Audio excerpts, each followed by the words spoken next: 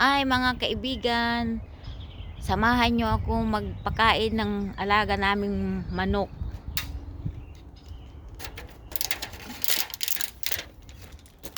Dito sa barn.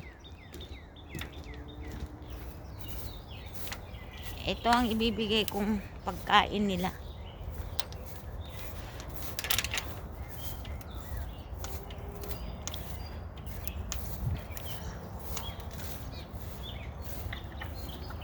Ito po ang mga alaga kong manok.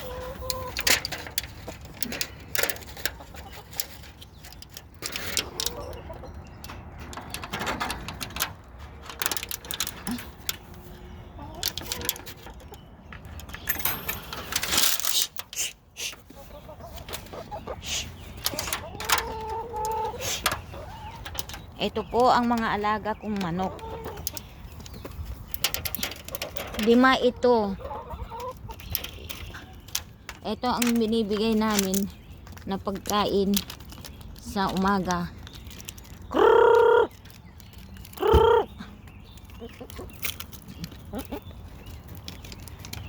Ayun, 5 sila. 5 ang aking alagang manok.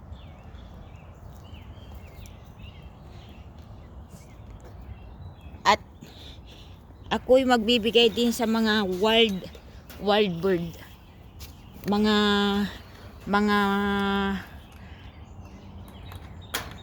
bird. Bibigyan ko rin sila para ano.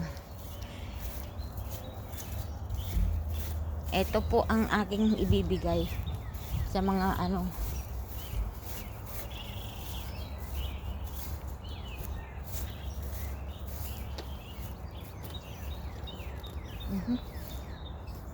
Ito, ganyan lang ang pagbigay ko ng mga pagkain ng ibon.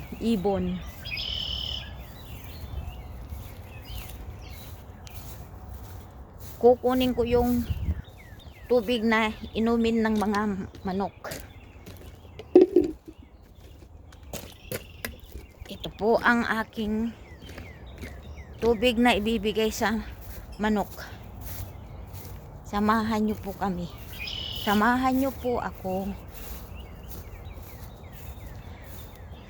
Ito'y libangan lang ng mga ano, everyday sa hapon kumukuha ako ng itlog. Talaga naman yung isang manok nangingitlog nung nagbigay ako ng pagkain, bumaba. Ito, inabutan na siya, oh. Ayan, oh, itlog niya, oh. Ay nako, ang mga manok nga naman.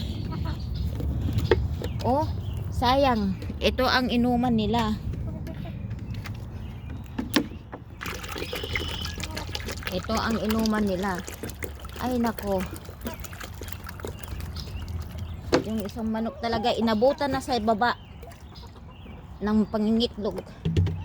Kasi diyan sila nangingitlog sa barn. Sa ano. Ito, oh. Oh, inabot na siya ng itlog. Ito po ang itlog ng isa, oh. Kaya ay nako. Talaga naman yung manok na isa eh, dahil sa pagkain ni nangingitlog pa, buti na lang hindi naabutan sa hagdanan ng barn, kung hindi nabasag yung itlog.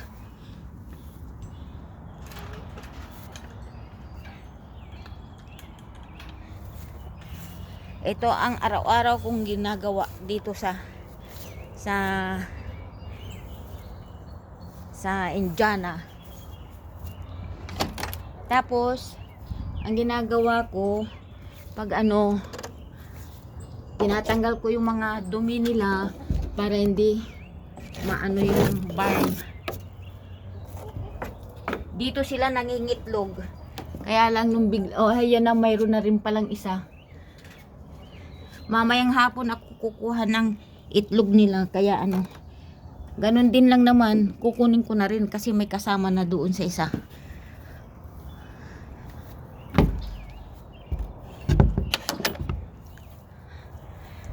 Eto ang mga manok namin.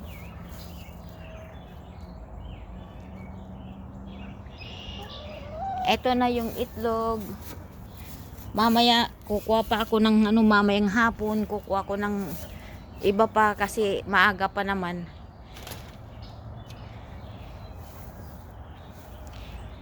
Maraming salamat. Bye!